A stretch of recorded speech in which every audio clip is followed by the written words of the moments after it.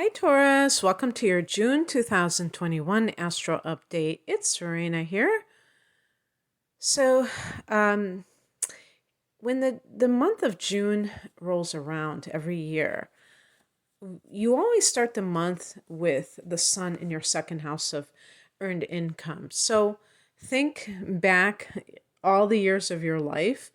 I know that's a little silly, but just do you ever get a boost in that period of time between May and June, in particular during the year? Because you may notice that that's when you get, and it could be like for different reasons, but in general, because for you, Taurus, the second house of earned income is Gemini, the sign that comes right after you. And of course, this is a general forecast, so the timing of all of that will differ from Taurus Sun person to Taurus Sun or Taurus Rising person. I have my rising sign in Taurus at a late degree of Taurus. So some of these transits do not come for me right away. And, they're kind of like at the end of the transit. So some of you who are early degrees, you get it right away. It comes eventually, but it can come at times other than what I say. So actually, as June begins, we have a few things going on in that second house. The sun is there. You've got Venus, the ruler of the second, in its own house, which is very fortunate for money. And you have a Mercury retrograde in this house. Now, the Mercury retrograde might be something where you're like, oh man, I don't want there to be a personal planet retrograding through my second house. It's going to mess me up. Well, not necessarily. They always joke with Mercury retrograde about the check being in the mail and, is it really, stuff like that. But also with the second house and having Mercury retrograde through here, you might be rethinking something that has to do with the way that you earn money. So an example would be, let's say you have your own business and it feels like it is so time consuming to do what you're doing. You're like, I don't know if I still want to do this. I mean, at the deepest level, it could be something that, intense, because the other thing that is going on is we're going to have a solar eclipse in Gemini in June. So that's going to hit the same house, and those themes come up like, should I be doing something new? But in this case, it's not even like you taking the initiative necessarily. It could be that something comes into play for you. And there's a big difference between you taking the initiative and something coming in, because that thing that presents itself as an opportunity is not necessarily something that you could even imagine. And that is actually something to be very happy about, Taurus, because even though it may seem like it's coming out of left field, it may seem like you're not sure if it's something viable, because it's happening in this particular house, it is kind of fated, if you will. It's meant to be. You have the North Node transiting through this house. But let me just tell you about one transit that's happening even before that eclipse, and that's on the 2nd of the month. Your ruler Venus is going into Cancer, and that is a friendly angle to Taurus. That's the 3rd house. This is really good for writers because your ability to communicate becomes something with honeyed language of some sort. Venus can confer sweetness and grace to whatever she is trying to accomplish. In this case, this is the house of the mind. So teaching and learning can be profitable, as can writing And remember that writing isn't just writing a novel. It can be, like a blog or something like that. Or even public speaking can be the third house. And the internet can be here because this is how we communicate these days. The third house can be your siblings and other relatives. So there might be harmony there. And if there has been anything a little bit contentious before that, then perhaps that is something that is a lot more, agreeable. And actually, come to think of it, Mars has been in this sector. So Mars is the one that can get things into conflict mode. On the 10th, that solar eclipse I was talking about, 19 degrees of Gemini. And, it's during the midst of a Mercury retrograde in the same sign. So that kind of thing, any kind of new beginnings is coming along with this look at what has been. Taking a look at where you have been. Rethinking things, not just, going forward blindly, but really reviewing this area of life. Now, this is about your resources. This is a very practical area. So, whether we have to note that the eclipse does not necessarily take full effect for you on the 10th or even maybe on the 17th. It might be weeks from now, a month from now. And with the Mercury retrograde, that wouldn't be such a bad thing because you have these two competing forces, and it's like one is looking back and one is moving forward. But some kind of like advancement with the money that you're earning or expansion, creative ideas and things like that. On the 11th, Mars goes into Leo. And for Taurus, this is a fellow fixed sign. It's ahead of you. So this is the fourth house of home and family. So this can be the mother. Some people say the father. I'll just say the family of origin. Mars has that combative edge to it, although it doesn't always have to manifest that way. It just can. There can be a very forceful, aggressive way that you are approaching your family. And maybe you have to. Maybe you feel like you have to defend yourself from something. And you're kind of like standing your ground,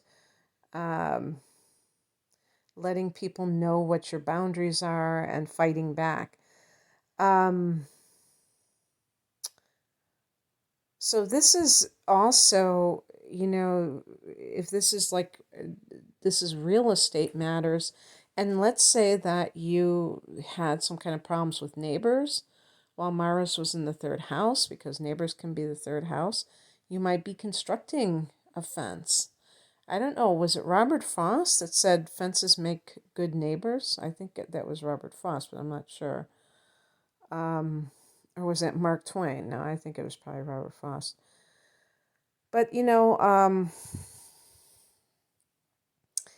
the other thing that this can do is it can make you want to, maybe you're constructing an addition to the house. There's can be rigorous activity like construction work, an addition to your home. If you're anticipating that, somebody's going to come and stay and you want to have a bigger place, who knows? It can be something along those lines as well.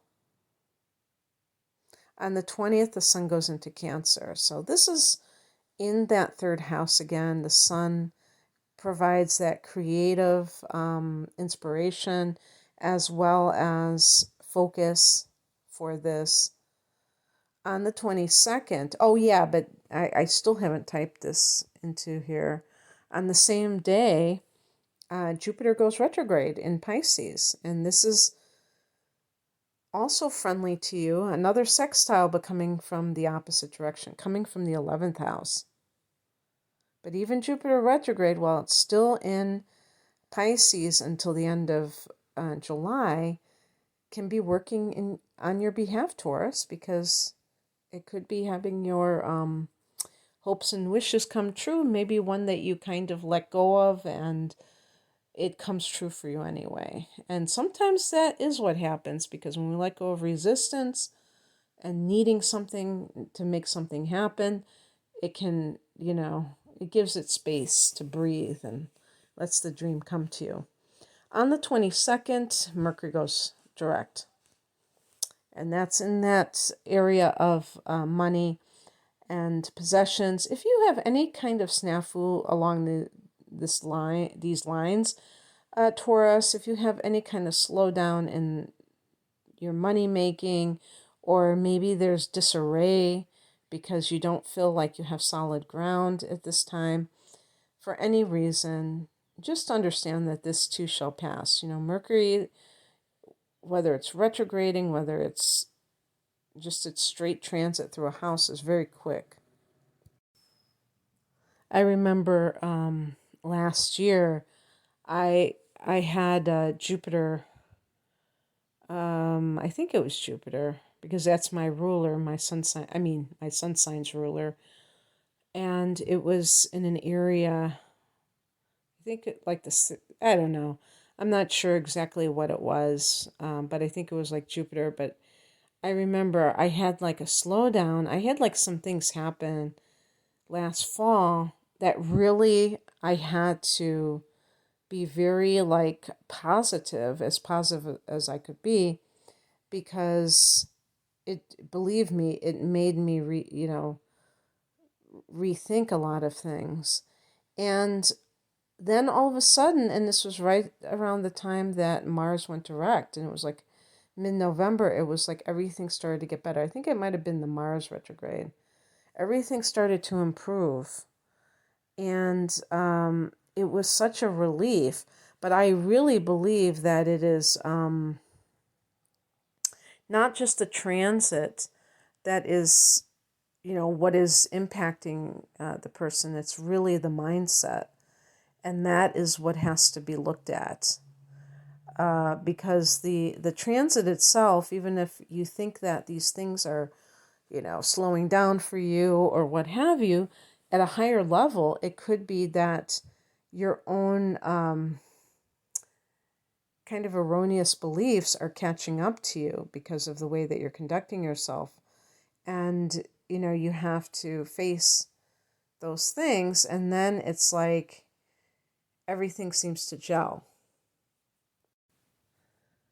On the 24th, there's a full moon at 3 degrees of Capricorn, and Capricorn is a fellow earth sign.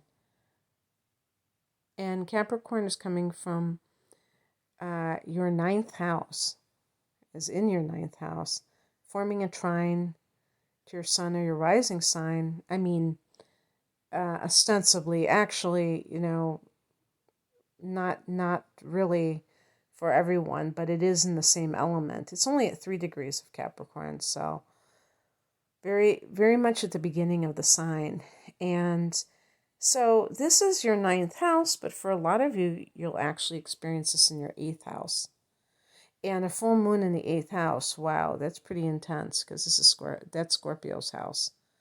So having this full moon in Capricorn, and Capricorn is that sign that we associate with the career sector. So even though for you it's in the 8th house, and that can deal with issues of rebirth and letting go of addictions, attachments, making yourself aware of the shadow self, those kinds of things. We also have to look at what sign the full moon is in to give us a full flavor of what is going on. And this is in Capricorn, so it's like, do you have the confidence or the regard for yourself, that you're willing to stand in your own talents and your capabilities, and looking at the shadow for any signs of not believing in yourself. Some of those old tapes that might still be playing that where you downgrade yourself. For those that are having this in the ninth house, this is going to be the minority.